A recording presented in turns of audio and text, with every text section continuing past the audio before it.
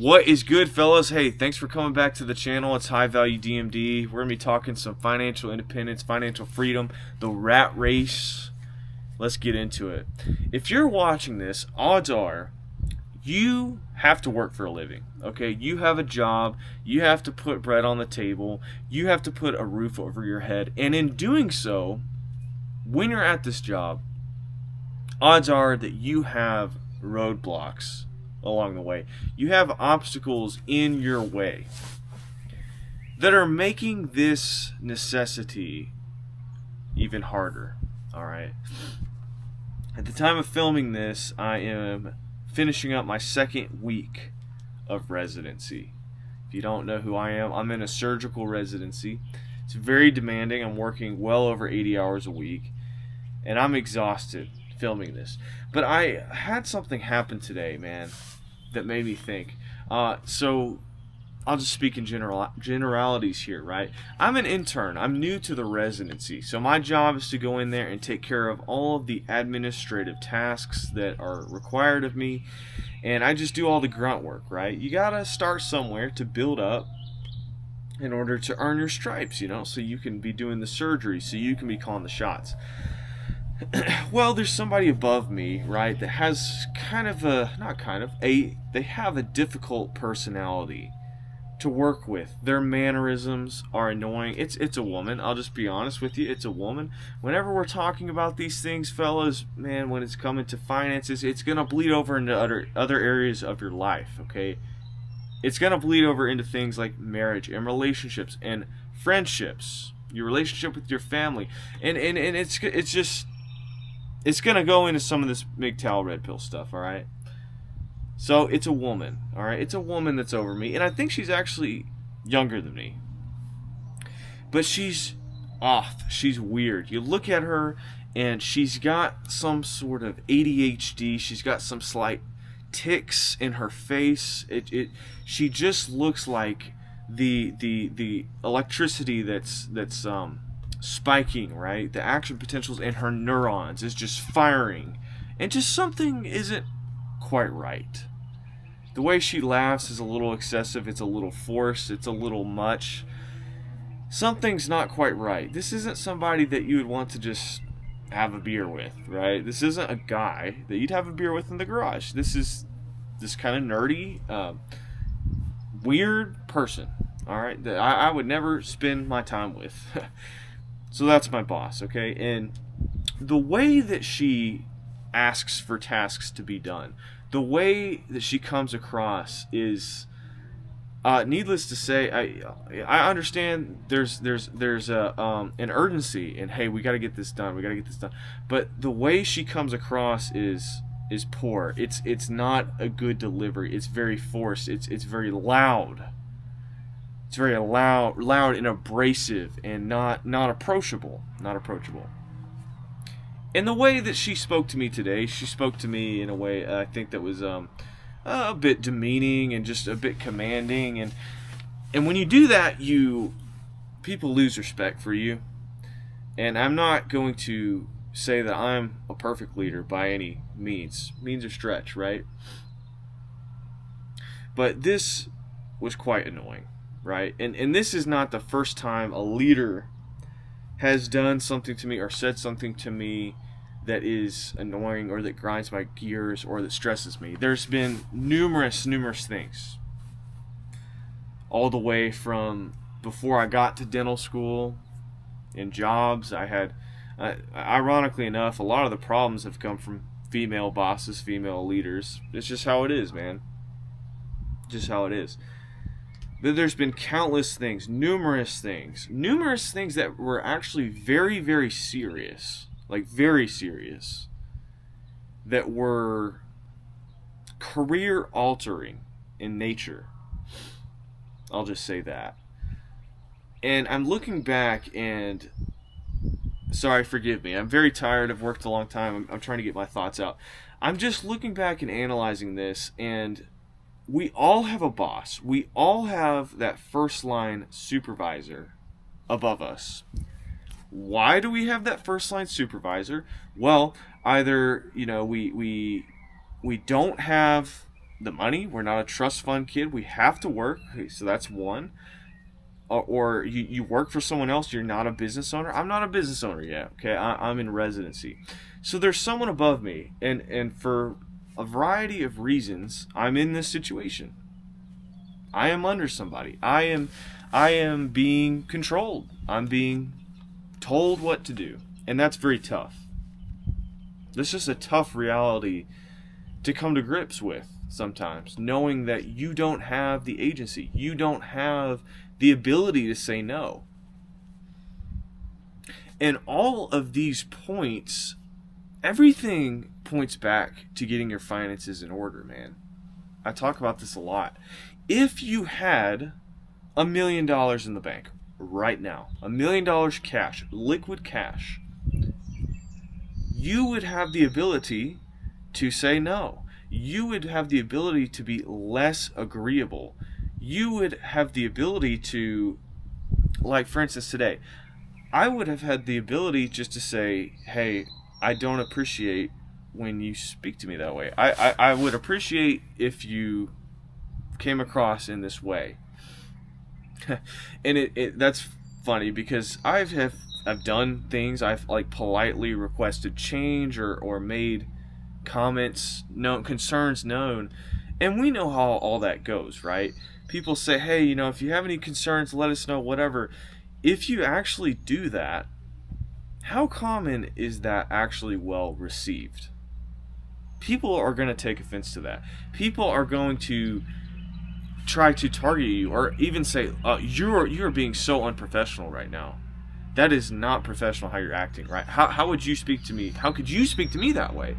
So it's almost like there's no good solution when you are under somebody, when you are under someone's leadership and management.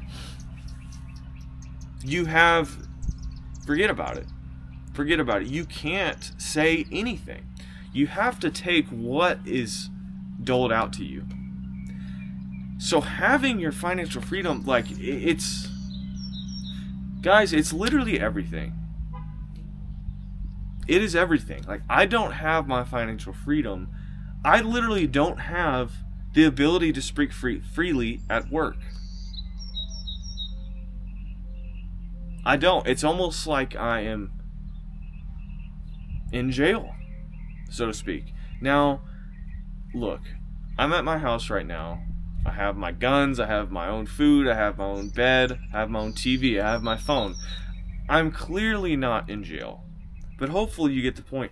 I have to go tomorrow, Saturday, at the time of recording this. I'm going to have to go tomorrow, and I'm going to have to report to these people and deal with these people and put on a face and look a certain way and deal with them.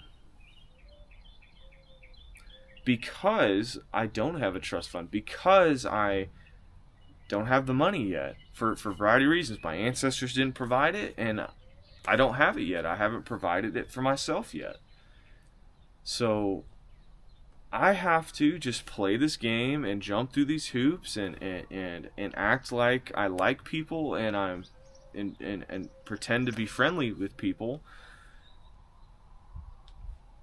to pay my dues, to buy my freedom. All of you are in this situation, if we're being honest. I don't know, maybe you're a unicorn. Maybe you are in a job that you completely love. Maybe in that job, the people at your work, they're not looking for ulterior motives and they're not playing a game on the side. Because that's another point I want to talk about. It wasn't for a long time until I realized that people at your work, they use whatever little power they have over you not to get to the work done. They're not thinking about the work. They're not really thinking about the patient. In my line of work, I work in the medical field, right? They're not. They actually don't think in those terms. They actually think in terms of control. What control do I have over this guy right here? What control over this patient do I have? I swear, guys, it goes to people's heads, and you've probably seen this. It's weird because I started out my journey, just going about my business, okay, like my mind is like, all right, I'm here to help the patient. I'm here to do the best work I can. Whoa, you're thinking too much. That's not the correct way to think. The way to think is, who is exerting their influence in this situation? Who is trying to come out ahead in this situation? Who is trying to control someone else in this situation? It truly is eye-opening when you see people for who they really are, like their personalities and these, man, the narcissism, the desire to control others. It's real. It's real. I'm telling you, you can't discuss money without discussing all of these other facets in your life. Human agency, right? We're talking about morals, mores, ethics. And it all stems from the requirement to have resources, to have funds. Look, I like the field that I'm going into. I like this field of medicine that I'm in. I can't sit here and just tell you that I would be training in this, training under the people that I'm under, if I had $5 million in the bank. Would I have the passion? Would I have the zeal? Would I just have the kindness in my heart to just want to help these patients working over 80 hours a week if I had the money already in the bank? And I can't just straight up say yes. There is something to be said about bettering yourself and accomplishing things. No doubt about it.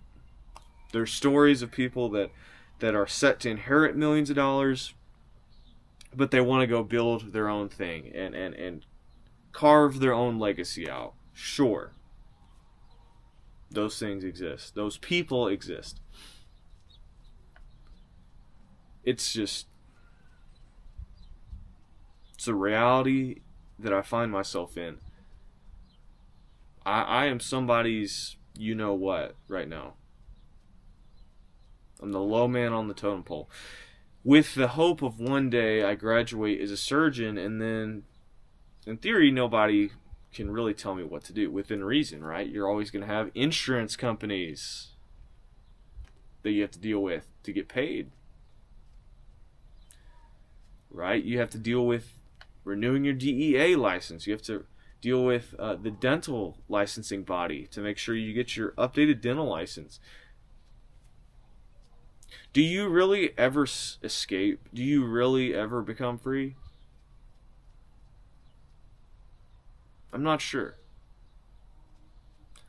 And that's the answer that I give every day at residency when they ask me questions and I don't know the answer. I'm not sure. I can look it up. I'm not sure, people. Do you ever really become free?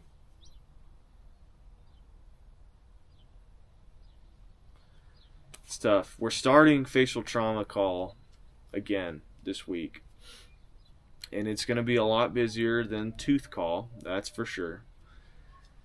And I'm going to be asking myself these questions as I'm going to consult on patients, as I'm closing lacerations on people, and having to report up to the boss, which, I have to learn. That's how you learn, right? You report up to the boss, and then they teach you, they modify, they critique, and you learn. But man, I tell you, it is tough when there's those difficult personalities, those people in your way, right? Those things in your way, the paperwork that's in your way.